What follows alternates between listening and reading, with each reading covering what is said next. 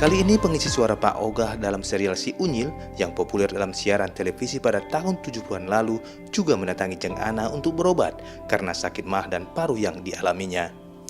Pak Ogah tidak hanya sendiri, dia juga membawa putra semata wayangnya Yoga Rahadian yang menderita tumor paru dan sudah berobat ke rumah sakit dan disarankan untuk segera dioperasi. Keluhannya katanya masuk angin atau apa, minta dikerokin gitu kan. Sampai satu saat penasaran, kita bawa ke dokter, di ronsen. Setelah di ronsen kok sepertinya ada satu benda dekat parunya gitu.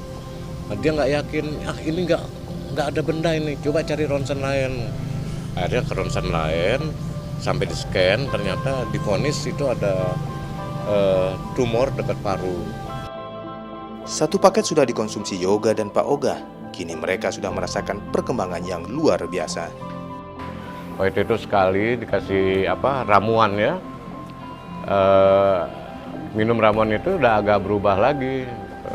Ada perubahan, kayak berat badan naik, badannya agak segerak.